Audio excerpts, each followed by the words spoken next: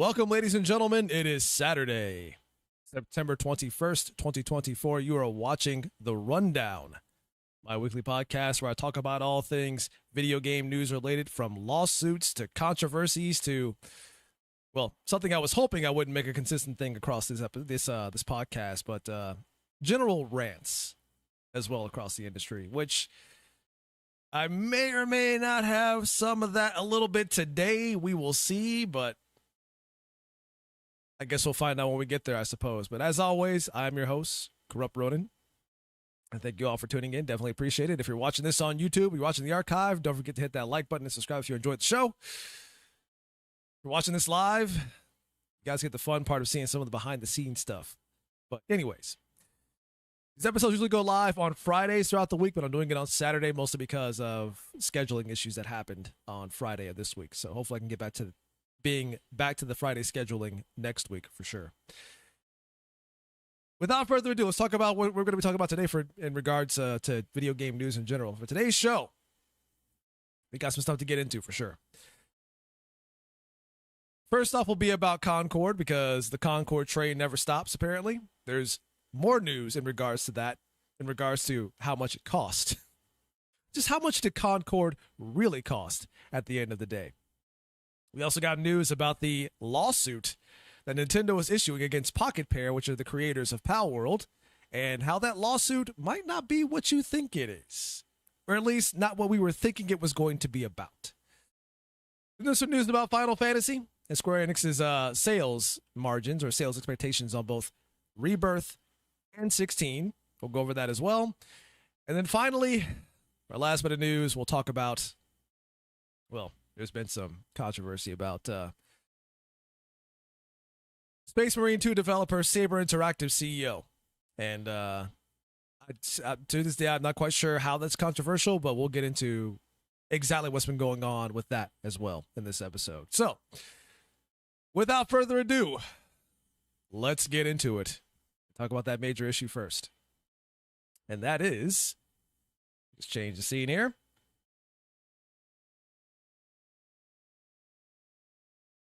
That Concord didn't cost $200 million. It'd be ridiculous. Why would it cost that much? Of course not. Because the reality is that it actually cost upwards of $400 million. Whoa.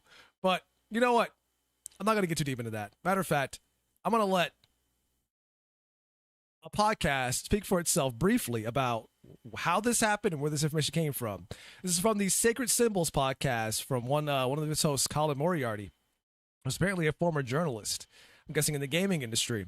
And when it comes to access media and journalism, they tend to have access to people on the inside of the industry that kind of reaches out to them, dropping them information about what's going on at studios or what games are being developed. And in this case, I can imagine if he was part of that, he probably has some insider info as well. But without further ado, I'm going to let this play a little bit, and you guys can hear for yourselves exactly what's going on here.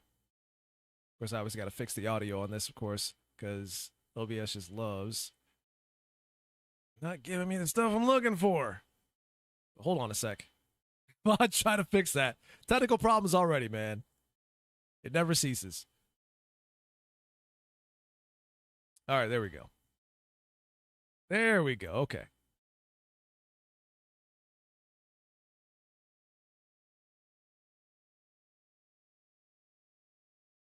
Tech problems number one. That's right.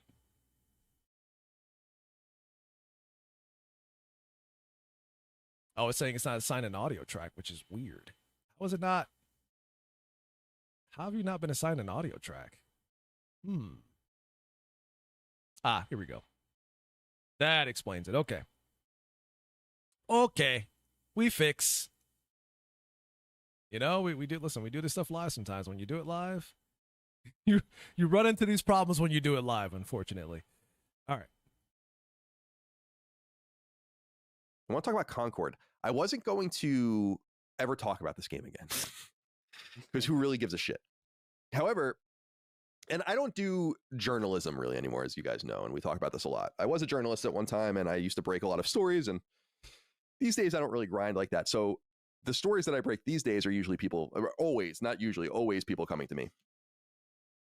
And someone who worked on Concord reached out to me, and I verified who this person was and went through all of that and talked to this person extensively, for a long time. Ooh. And got some, I think, interesting information that I can share about Concord.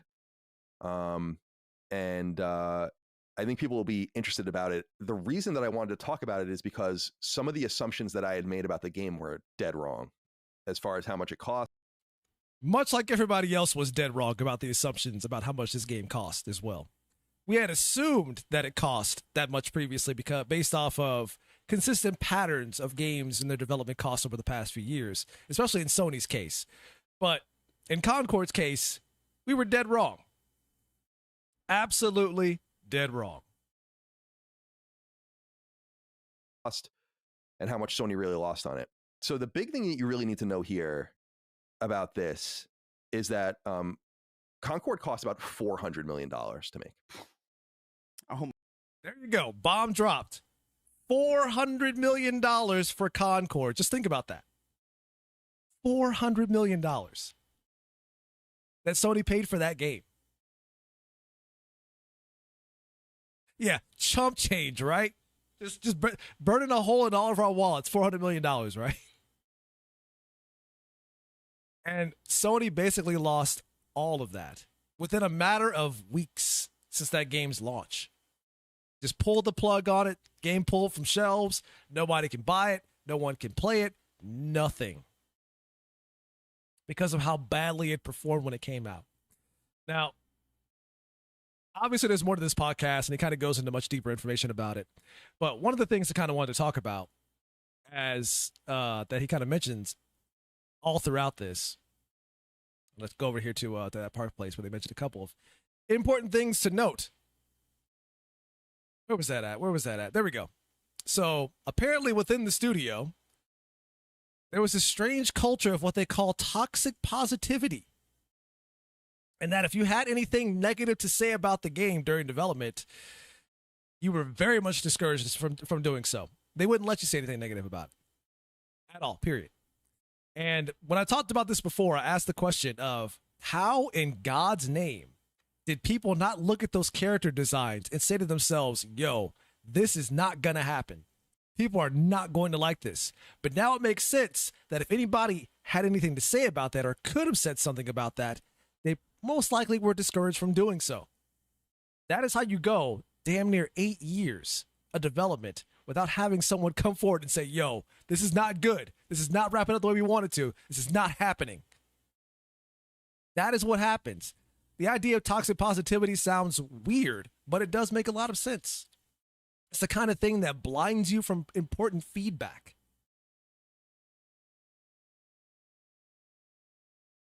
Which clearly this game was missing in its development. Now, currently, PlayStation's current boss, which is Herman Hulst, he had ambitions for this game to effectively be PlayStation's Star Wars. That was the overall vision he had for this. As you can see up here, it was referred to as a Star Wars project for Sony. So when the idea of, and you had a lot of journalists coming out when this game shut down saying, oh, Sony didn't care about the product. They weren't backing it. They didn't care about this. They just let it die.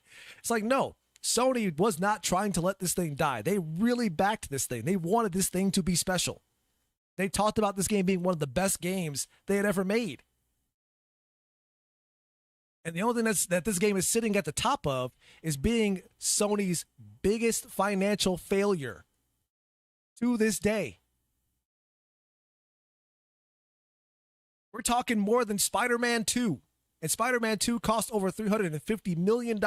How did this game beat that?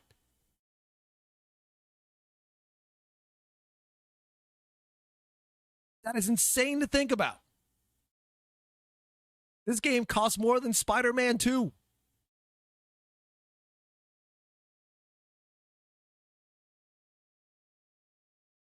Now, he goes on in the podcast and talks about how Sony likely has more games in development from first and second party studios that likely cost even more than Concord did. But I can imagine with this kind of failure happening right now, they're probably going to be a little hesitant sending some of that stuff out there at this point, because that is a big $400 million hole that is now burning, that's burning in their pockets right now. That they pulled the plug on. And even more interesting about this is, like, when people said that they weren't trying to back the whole thing, like, you can look at this on the page here. They had a freaking controller, a limited edition controller for the game, which is basically a collector's item now. They even had, like, merchandise, like t-shirts with the game's logo on it. They were doing all this stuff for this game. That's what they wanted this to be. So this idea that they weren't trying to push it, that they weren't behind it, is lunacy to me, because evidently they were trying to make this a thing. They wanted this to be a thing. They spent the money to make this a thing. They even have an upcoming episode in the secret level Amazon TV series that is dedicated specifically to Concord. Obviously, they're not going to cancel it because, well, the project's already in full swing and the work is basically done on that. And why would you just say, like, oh, we're not going to air that episode because the game didn't work out? Of course not. They spent money on that. They're going to air that episode regardless. It's not going to be enough to make people want to play it, because people had no interest in the characters whatsoever.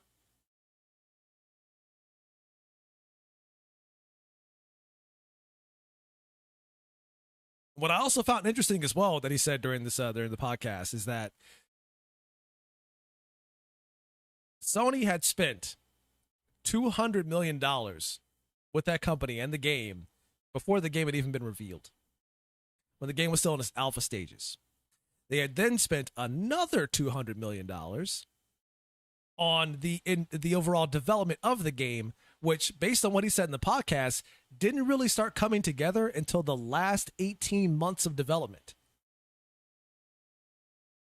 Which might sound a bit shocking to some, but to me, that didn't really surprise me that much, because as somebody who has talked to various developers and I've kind of had a finger on the pulse of the development side of video games, 18 months has been a very common thing that I've heard for video games, and the amount of time it takes for them to finally come together in the last stage of development. Like, 18 months is not new to me. That is something that I've been hearing consistently about development studios and video games for the past few years now. So that's not shocking to me. However, the question is, what the hell were you doing for those past 7 years? Were you pissing away that money?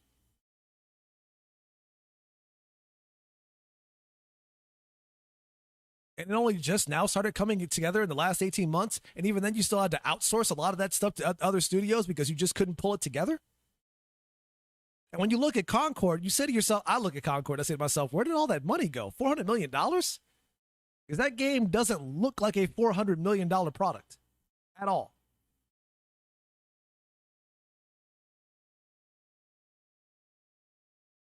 I ask again, where did that money go, man? That is insane.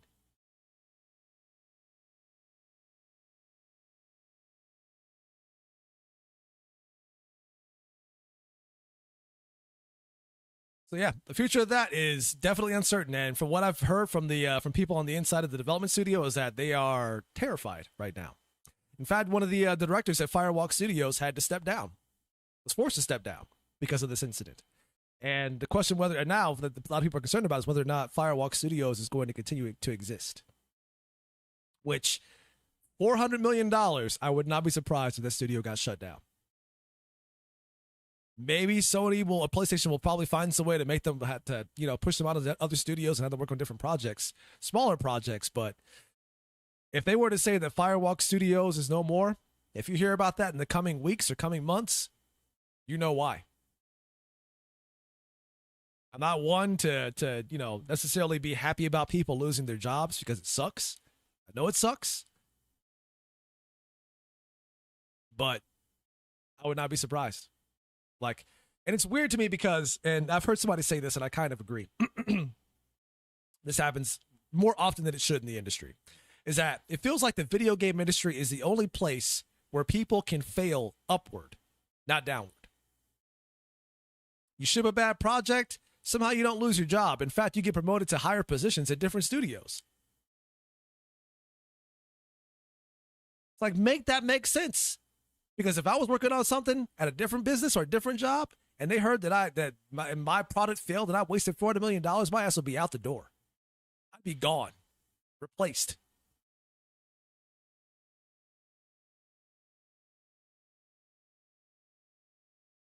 But somehow in the video game industry, that doesn't seem to happen as often as you think, which is really bizarre.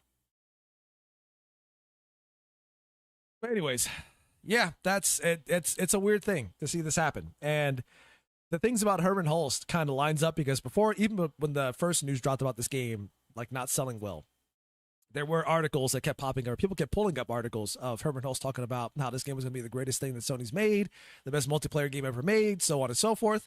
And when I tried to find the sources of that information, I couldn't find it. Like all those articles I was looking for that talked about this, for some reason they were either pulled down or didn't exist. I don't know. So I thought it was fake. But hearing from an insider say that Herman Hulst wanted this to be effectively their Star Wars kind of lends credence to a lot of the stuff that I was reading before.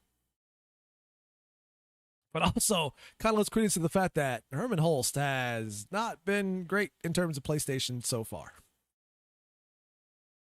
He has not been great for PlayStation so far.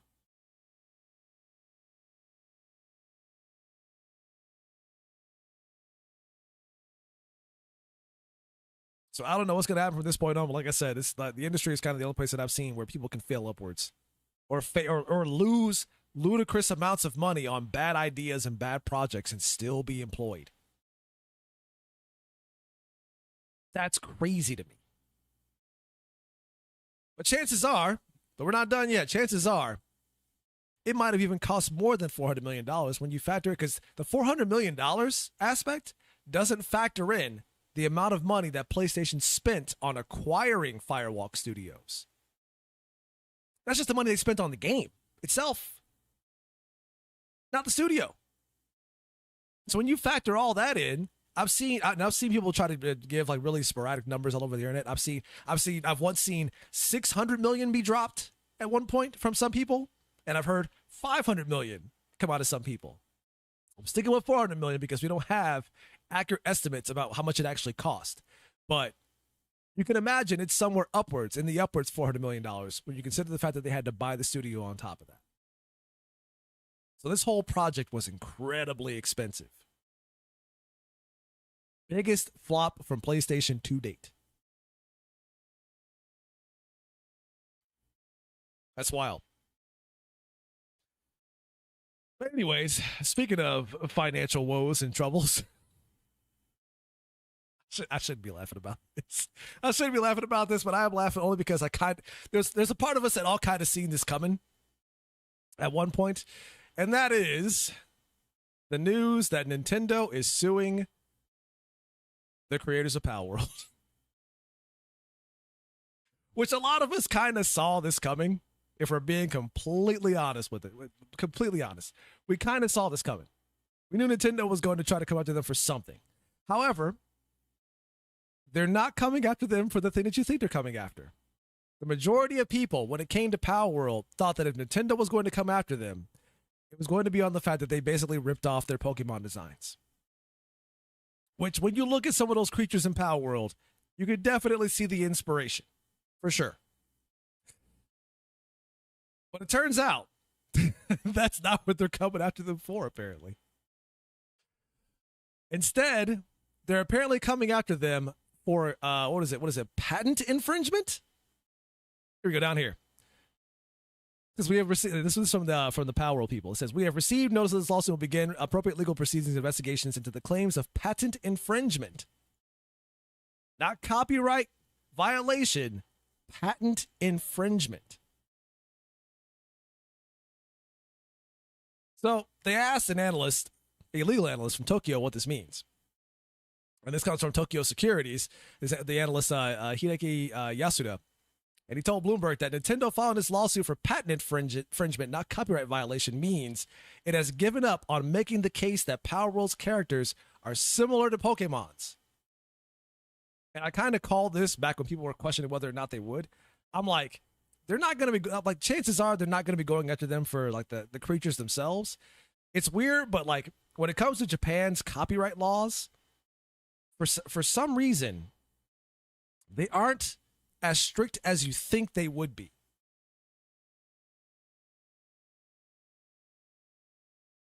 Like, you see a case like this in the US, and you see the designs, like, you're getting sued for stealing that shit. Someone's gonna come after you for that, but apparently they couldn't find an angle for that. they're getting them on patent infringement. And some people are speculating that some of those patents involves the capturing of the Palworlds, the Pokeball equivalent stuff. Which, when you look at that mechanic in Palworld, it is almost identical to that of what you would do in a Pokemon game. And I can imagine that Nintendo likely has crazy amounts of patents on that stuff.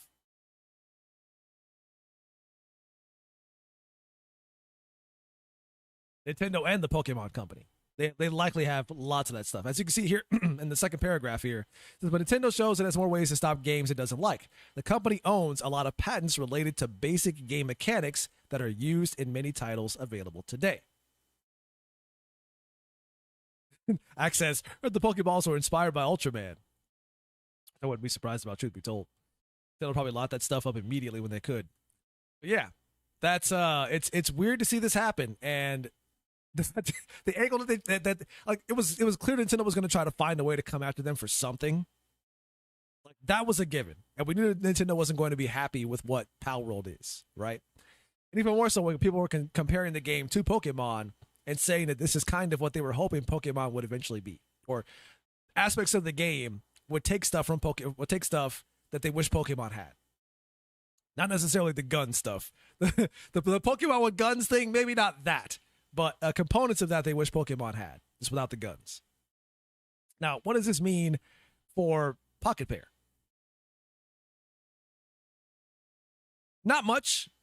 Even if this lawsuit were to pass and they nail them on something, I mean, Nintendo's going to try to get as much money as they possibly can out of them for sure. But I can imagine the overall result of this being that you'll likely see some changes in some of the design of gameplay mechanics within Palworld. Perhaps not the Pals themselves, as apparently that's not what Nintendo are trying to get them for. But you'll probably see some changes in the gameplay components of that, for sure. So, yeah, that's it's an interesting thing. It's this whole thing is kind of weird. It's just like, wait a minute, they're suing them, but they're not suing them for the character designs? You're not? What? Make it make sense? I don't understand what's happening. So yeah, we'll see where this goes. Like, I don't know if it's gonna put Palworld under or Pocket Pair under. We'll see what happens. Like the game obviously sold really, really well for them. Like it sold like at the time that I saw it was over like 20 million copies, but that was like months ago when that happened. So who knows what they're at today? So they're sitting on a pretty nice stack of cash for sure. Is that enough to fight Nintendo? I mean, they're gonna try to fight this in court. Did they have the finances to fight this? We'll see. We'll see what happens. Nintendo's got a lot of money, man. They got really good lawyers. We'll see what happens.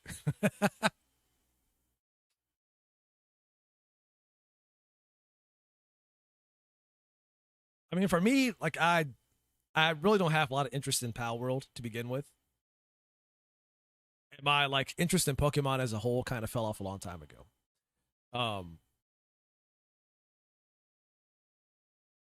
I do think that Pokemon being what it is, it deserves some form of competition because the overall fan base has kind of soured on a lot of recent Pokemon games. Like there's the whole thing about the Pokemon cycle, right? Where they'll show a trailer for a Pokemon game and then people get really excited for it. And then the game comes out and people are like, oh, this game's amazing. I love it. It's great. It's one of the better Pokemon games. And then like 6 months later, the opinion sours on the game. Where people are like, no, this game, actually, no, that game was kind of garbage. That game was trash. Nah, it's like the Sonic cycle all over again, right? Show trailer, people get hyped over trailer, game comes out, people like it, and then 6 months pass, and people are like, this game is garbage. This game is garbage, don't care for it, it's trash. And that's kind of Pokemon in general. That's kind of been happening with Pokemon for the past few entries now. So it's clear that Pokemon as a whole needs competition and some sort of shakeup. And I think Palworld definitely had Nintendo shook for a second, enough to come after them like this. So in the future, you'll probably end up seeing some interesting changes in Pokemon as a whole moving forward. Because regardless of what happens here, it's clear that people are kind of tired of the same old with Pokemon in general. So this whole thing could end up resulting in some good, I guess, effects to when it comes to Pokemon as a whole, but we'll see what happens. Nintendo can be very stubborn when it comes to spicing up their franchises. They can be very stubborn about that, especially in Pokemon's case. Whatever, if it does, they have no incentive to if people just keep buying the games all the time. You can't sit there and talk about how you want to see Pokemon change or you want new stuff in Pokemon when you keep giving them incentive to never do that because you keep buying the games. Like, why would they change anything if they're still getting your money anyways?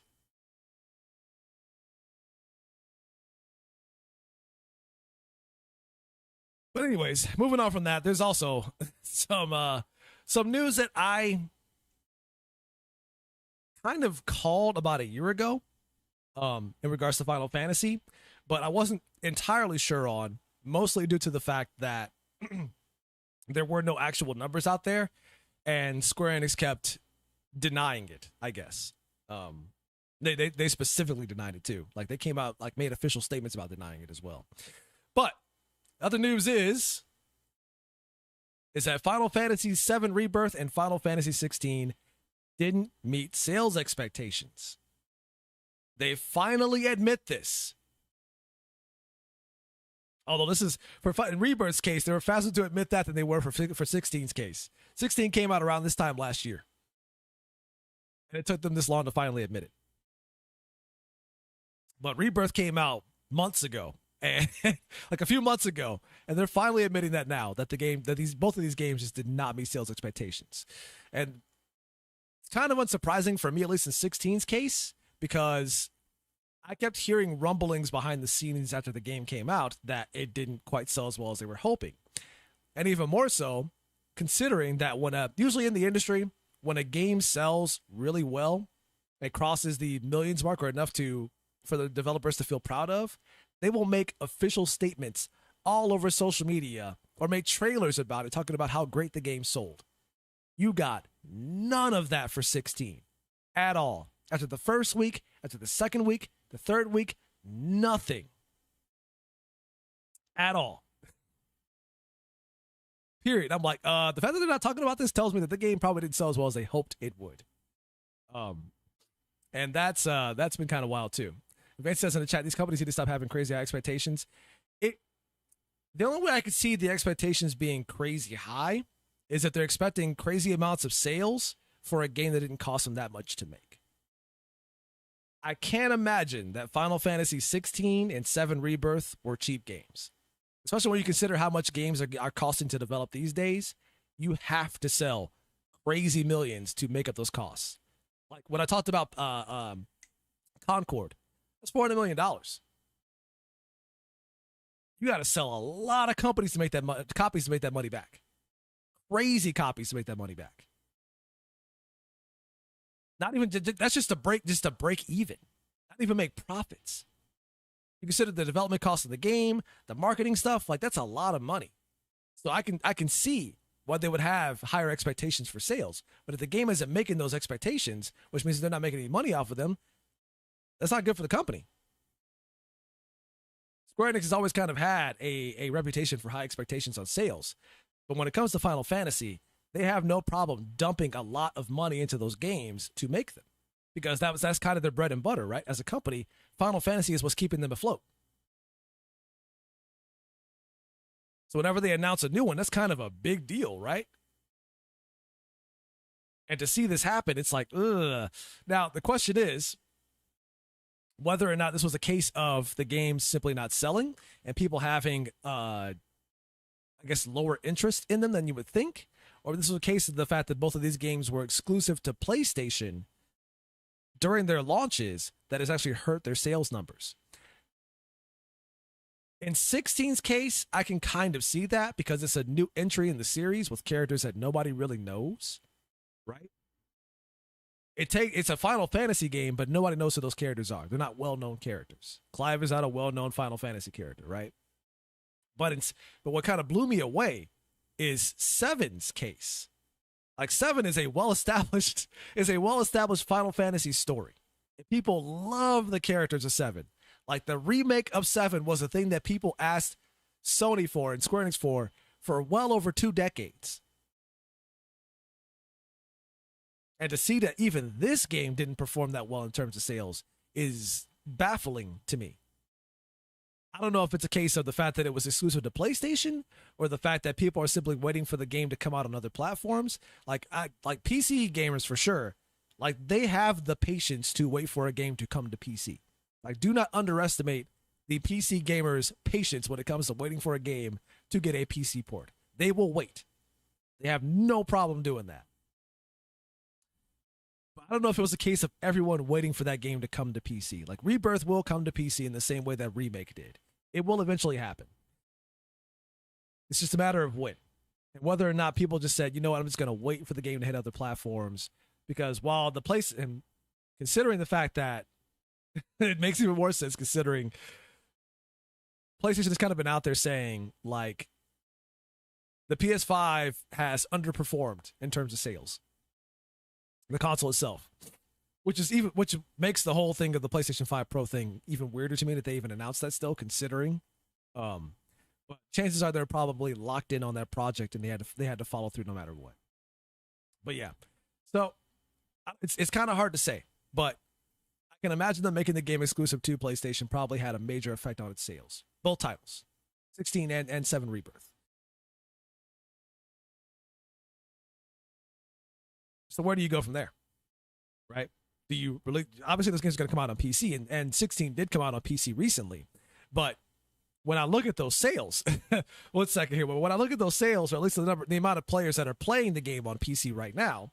Not to say that the numbers are terrible. They're definitely not. And we'll say they're well beyond Concord's numbers.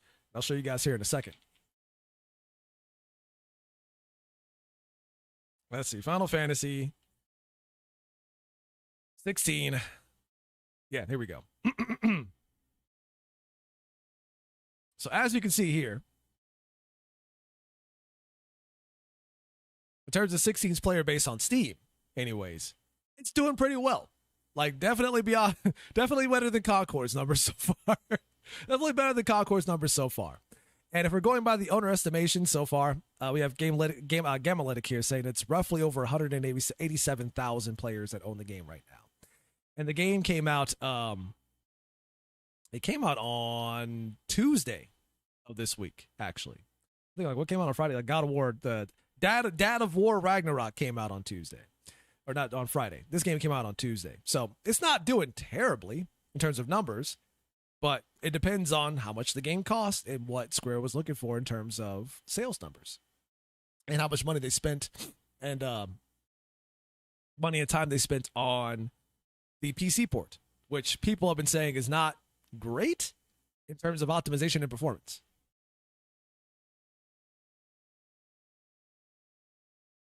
So for a lot of people, I imagine that probably hurt their ambitions of buying the game as well. But, you know, we'll see what happens. I guess Tuesday will be the first week of this game releasing on PC. We'll see how the numbers look by then. But yeah, not bad, but not necessarily world-shattering either.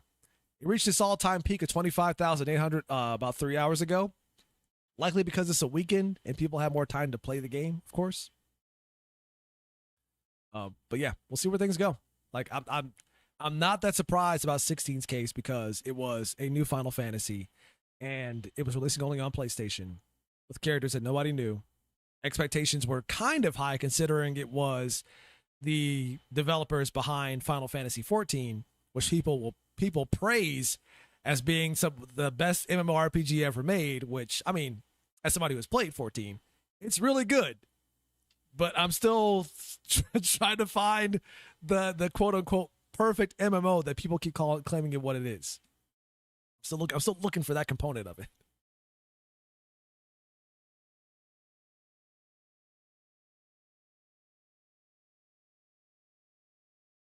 But moving on to our last bit of news here, which honestly, I'm not quite sure why this is news to begin with. I find it strange how this kind of turned into a bit of a controversy, which I yet to understand what part of this is controversial to begin with. Although, when I think about the kinds of people that are in the industry now, what they stand for politically and ideologically, I could see some part of this, at least in their minds, being controversial. And that is hold on.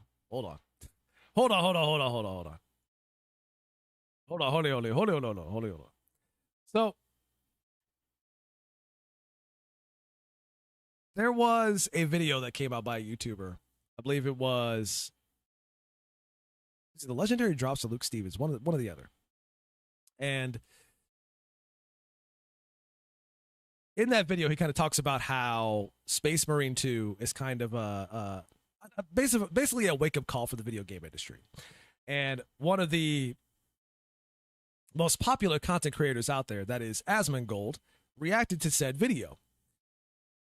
After he reacted to the video, and that was posted on YouTube, the CEO of Saber Interactive, the developers that worked on Space Marine 2, had commented on that video. And this is what he said. Hey man, CEO Saber here. I love your videos. When we signed the deal to make Space Marine 2, all I wanted was a throwback game. We had the chance to work on something by which its nature was old school. I can't even comprehend many of the current games that we play these days. They are too complex and too much of an investment. We worked on Halo back in the day, and that game can be distilled down to the simplest of shooting loops, but it was entirely addicting. That is what we wanted to recapture. I hope that games like Space Marine 2 and Wukong are the start of a reversion to a time where games were simply about fun and immersion.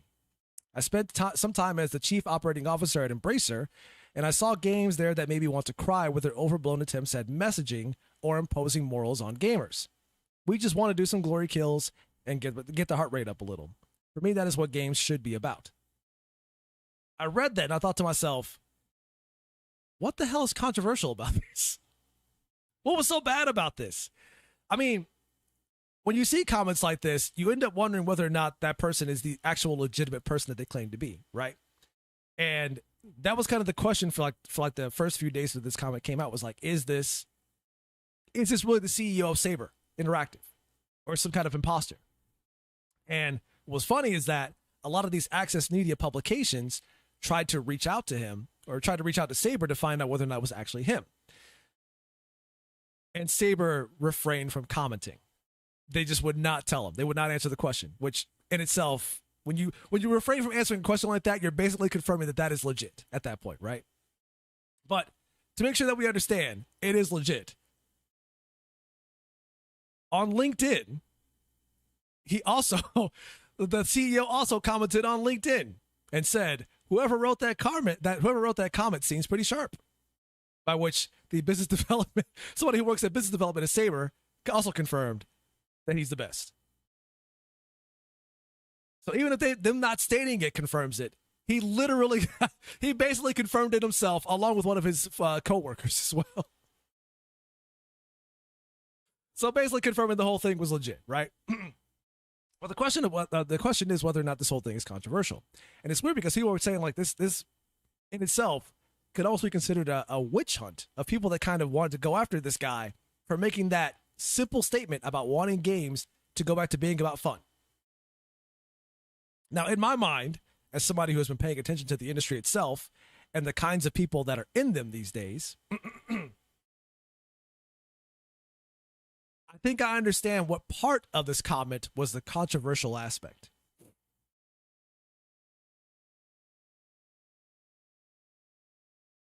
The Wukong aspect, because a lot of publications and access media out there have kind of been on a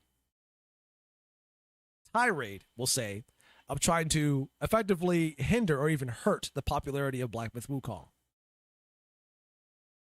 So to see a developer praising Wukong, I imagine they were not too happy about, all things considered. So that part of that, I could see them kind of looking at that part as somewhat controversial. But the other part of this comment that I see them trying to nail home on is the part where he says, I spent some time as chief operating officer at Embracer, and I saw games that made me want to cry with their overblown attempts at messaging or imposing morals on gamers. Now, this is just me speculating on this, okay? So take everything I want to say here with a grain of salt. It's all me in this case. Speculating that he was inferring about some of the typical stuff that people refer to as woke, quote unquote, in video games. And again, I say woke in comments because it is a catch-all term for what people identify as radical leftist ideology. And it's not to say that woke is some kind of like nebulous, undefined term. It's not. There is some truth to this. Regardless of how you feel about the word itself, the concept behind the word, there is truth to that. Especially in the video game, matter of fact, the entertainment industry as a whole, there is truth to it. So when he talks about the overblown attempts at messaging and imposing morals on gamers, if I had to guess, he may have been referring to that stuff without straight up saying it outright. And again, this is me speculating. But there has been a cultural shift happening in the industry of gamers pushing back on this stuff in general, which I kind of knew what was going to happen in regards to this, as I talked to some friends about basically the stuff that you kind of see today in a lot of entertainment media and video games, stuff like that in general, whether it be about the LGBTQ or the gender identity ideology, stuff like that. And one of the things that I said, the reason why I can't see a lot of this stuff becoming the norm is because I can see it that people are going to push back against a lot of this shit, especially when it's thrown in their face all the time and people say that they have to accept it. And the one thing I said was, people are going to push back against this stuff hard. And that's exactly what's happening today. I'm not surprised about that. I'm not here to say whether that's good or bad. I'm just here to say that that's what we're seeing right now is something that I kind of called a long time ago. Now, that being said, what I kind of wanted to talk about was his comments about, I guess, I'm taking a minute here because I'm trying to avoid going on a rant. I don't want to make every episode a rant, but okay, whatever. All right, whatever. Let's go do it. Give my thoughts on this shit. So in this statement, he mentions about how games are too much of an investment. Too much of an investment and a bit too complex. And this got me thinking, especially considering that I have been playing a lot of old school games. He mentions Halo, for example, and how they worked on that back in the day, which is convenient timing considering that I have been playing through all the Halo series again with Mika, a good friend who also wanted to play through them with me again. And one thing that she kept saying was that how she misses games like that. Games where it's just, you go around and you shoot aliens in the face and you win. Nothing too complicated. She told me how she missed games like Gears of War. Just 3 testosterone-filled dudes going around shooting aliens in the face and saving the world. Simple, to the point. But a lot of games these days, they don't really stick to that idea. You see, and especially in the case of a lot of open world games, where not only are the worlds massive, and for you to actually get anywhere in them, you have to sink a lot of time into them. But on top of the fact that there's a shit ton of gameplay mechanics thrown on top of what's already there, but they also want the player to understand and learn as they play. So in order for you to actually get into the game and get into the meat of the game and get a general understanding of the game, you have to spend a lot of time to do that. Whereas games like a Halo, for example, at least like he used in this case, is straightforward. That's what Fighter says in the chat. You pick up the gun, you shoot the aliens in the face, you throw grenades. Now, people would look at that concept and say that because it's simple, it would be too easy. I'm not sure where you get that from without assuming that if the player is shooting the alien in the face, then the alien must be standing there, standing still, doing nothing and just taking the bullets. Which, if anybody has played any of those games, you know for a fact that those enemies do not stand still. They don't just stand there and let you shoot them. You got to get good at doing that. And that takes time. But the difference is that when you do get good at those kinds of games, the more simplistic games, because in my opinion, and this is just me speaking, simple does not translate to easy. Not all the time. But one of the cool things about games being a bit simpler is that when you actually get good at them, it is a I guess you could say it's an easy level of feedback that you can see yourself doing. I'll give another example. The recent Doom games that came out, Doom 2016 and Doom Eternal. Those games have incredibly addicting gameplay loops. Why? Because the gameplay in them is very simple. Not easy, simple. And because it is simple, you see yourself getting good at them when you start getting good at them. And when you start getting good at them, the game kind of reinforces that. So much so that the gameplay itself starts to smooth out. And you reach this, I want to I don't like to make the idea of doing like weird Buddhist comparisons, but you almost reach what I like to call a Zen state, where the rest of the world is completely tuned out, you are locked in, and everything just feels good to do. That sense of dopamine you get when you're in the game, you're kicking everything's ass, and it feels good. Yes, a flow state. You reach that flow state where you tune everything out, the game is just working as intended, muscle memory is kicking in, and at least in the first-person shooter's case, like everything you're doing in that game feels like an extension of yourself, where everything is reactionary. You're not thinking about it. It just happens. That is the kind of state you enter with games like Doom and Doom Eternal, for example, and even Halo. But the issue that I have with a lot of games these days is when they throw on a bunch of mechanics on top of that because they're afraid that their game might be seen as too simple. So what happens is you start piling on mechanics and piling on mechanics and piling on mechanics and piling on mechanics to the point where a lot of those mechanics are hindering that flow state because you can't ever reach it because the game always wants you to think about what you should be doing in that situation. You're no longer reacting, you are thinking. And in turn, what happens is that those mechanics end up buckling down the gameplay flow itself. And the game ends up stumbling over itself in the process to the point where it doesn't really feel that great. You enter an encounter, you fight a bunch of enemies, and when you leave that encounter, you say to yourself, okay, I got past that, but I didn't feel good about that. Nothing about that felt great. I overcame this challenge, but I'm not happy about overcoming that challenge. It just didn't feel good. And I played a lot of games recently that have done exactly that.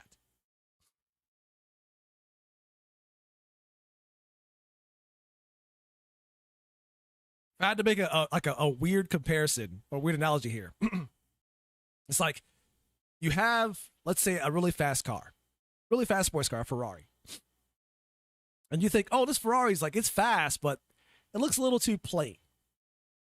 It needs more features. So I'm going to add on some spokes and I'm going to throw on like a cool spoiler in the back. I'm going to add on some grills. I'm going to add on, a couple of like some brand new doors and tinted windows and all this fantastic stuff. But you're not realizing that all this stuff you're adding on top of the car is adding weight to the car.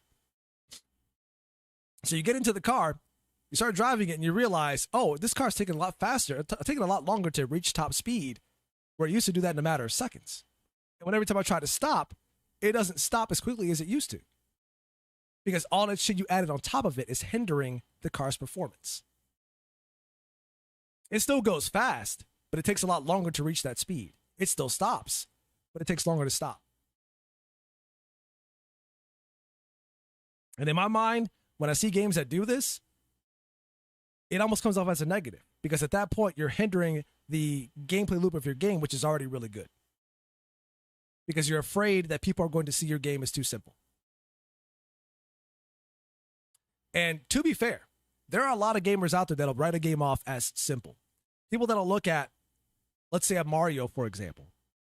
They'll say, "Oh, Mario's it's a baby game. It's too simple. I don't like games like that. You just jump on stuff. You just run to the other side of the screen. That's it." Yet, when you put the controller in their hands to play said game, you find out in a lot of cases that those same people are really bad at those games.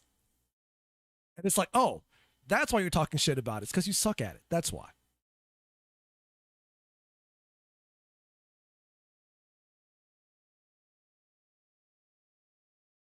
Sweet Fighter says in the chat, I love Mirror's Edge. That's a good example of simple, yet not always easy. Exactly. Simple does not mean easy. And I made examples of Doom and Doom Eternal, right? Both games that I love dearly. And Doom 2016 will have a special place in my heart always. And Doom Eternal definitely does as well. However, the thing, and I mentioned this in a video that I made a while back about a game called Proteus, for example. You can check that out on my channel right now. I said, one of the things that makes Proteus better than Doom Eternal, in my opinion, is the fact that Doom Eternal, because they were afraid of making a sequel that was too similar to the previous game, they added all these extra mechanics on top of the gameplay loop that at times ends up hindering the gameplay loop and makes the game sometimes stumble over itself.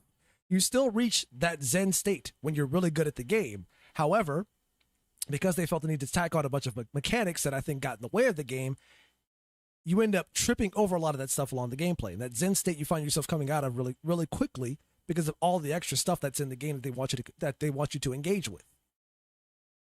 And that was one of the big things that I didn't like about Doom Eternal over 2016, even though I still love Doom Eternal. It's one of my favorite games of 2020 that you can see on my channel. I have a whole video dedicated to that.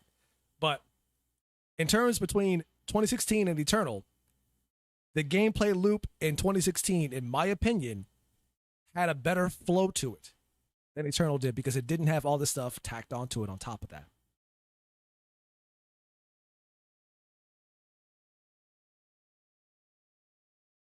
That's kind of what I understand from this comment as a whole. And where if I tried to try to make a good analogy to his comments and stuff like that, and thinking about games that I played recently where that is the case, like that's what I'm thinking of. And those games end up being some of the most addicting games because you can come back to them and jump into them very easily, and you can see yourself getting good at them.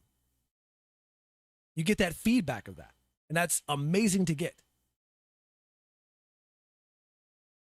That's what makes a game addicting. I played Space Marine 2, and Space Marine 2 is very simple, just like the first game is. But the gameplay loop may be simple, but it's not easy. To be fair, I was playing the game on the hardest difficulty. I died quite a bit. For a game that is that simple. But it was still very addicting in the same way the first one was because the gameplay loop feels really good to play. When the mechanics just work and flow together well, a game feels really good to play.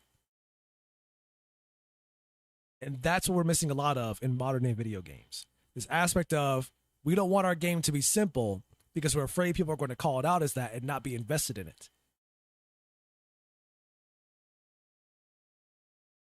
And in my opinion, they should not be afraid of that. Now, I'm not here to say that Space Marine 2 is perfect. Like I will say right now that game is not going to make my game of the year. I enjoyed my time with it. I thought it was great. But it's not my game of the year. I'm totally fine saying that right now.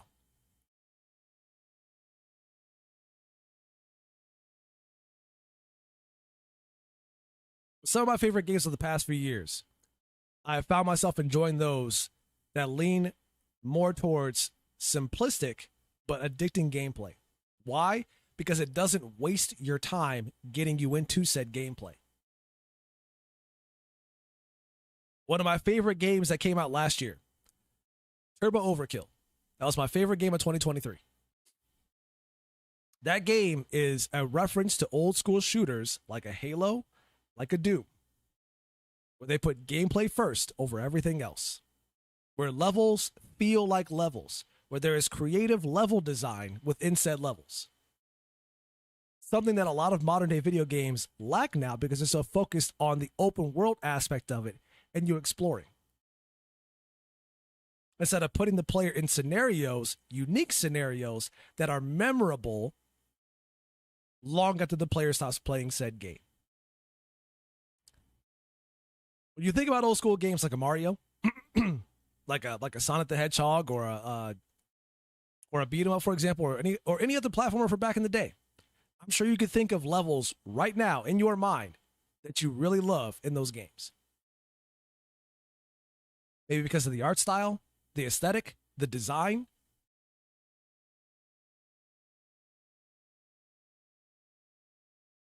But a lot of games these days kind of lack that for the sake of wanting to throw you into this realistic world.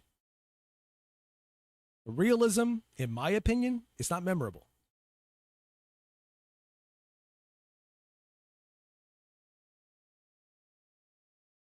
because you see that every day.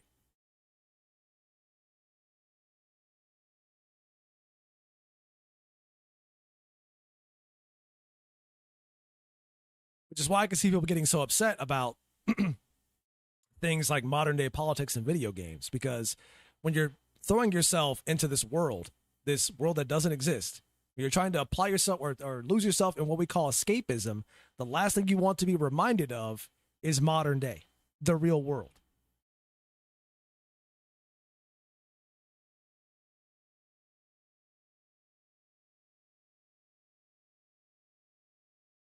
Hence why I see the comment about him making about overblown attempts at messaging and imposing morals being an issue. Because it reminds the players of modern day, the thing that they're trying to take their mind off of for a few hours. But again, I don't see how this is controversial. At least it shouldn't be considered to be controversial. But people will make it controversial because they don't like the final few sentences in said statement, which is crazy to me. Zach says in the chat, remember that edgy game from Game Hatred from 2015? It's currently played significantly more than Dustborn. Oh, is that? Hold on. I looked that up now. What? Hatred? Oh, man, that game that was also controversial because people were like, oh, it's going to turn people into mass murderers. Yeah.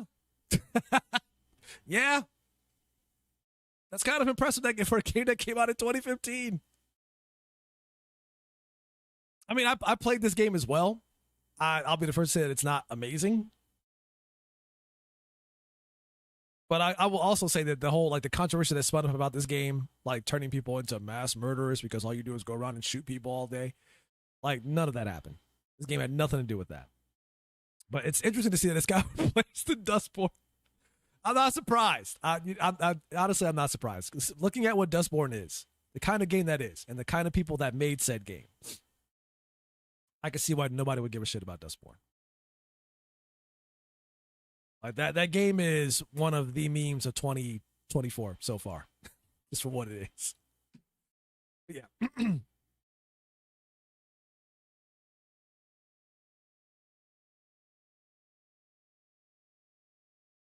It was referenced recently by someone from Take That as a Take This, you mean, as an example of, yeah. So there was that whole thing about Take This, which is a government funded agency to curb what's like a radicalization and I'm trying to navigate saying certain words on YouTube because YouTube has flagged certain words as hate speech. But they'll be quick to flag your channel for saying stuff like that. But followers of the Austrian painter. There we go. How about that? We'll say that. That's what Take This is. And recently Take This is kind of hit hard times in terms of finances. And people are kind of hoping that they eventually just shut down. I imagine they won't because they have connections to the industry. Like it's weird to I try not to get like I don't want to get like overly political on this channel at all whatsoever. But I will say this. I do find a very stark, like in your face, blatant use of irony when the people that tend to complain about marginalization, the people that complain about racism, people that complain about the rich all the time, are the people that usually have all the power, that are in high positions at Fortune 500 companies.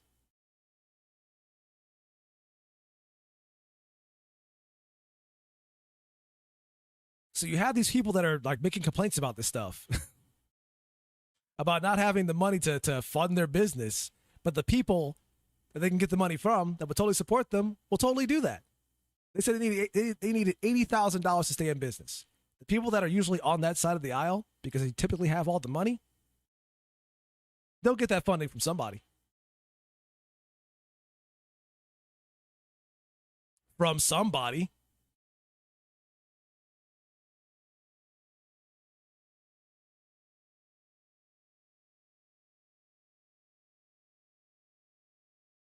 Some of the weirdest shit, man. It's that's why I'm like, I don't pledge loyalty to any of these corporations at all, because they don't care about you.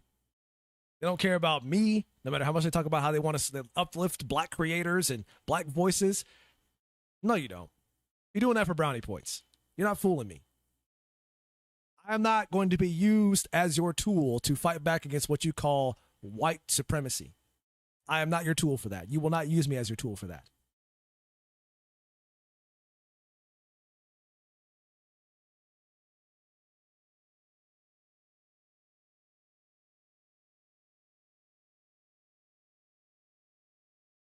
But anyways, as I have gone over time once again on this podcast, surprise, surprise, gonna go ahead and wrap it up here. Go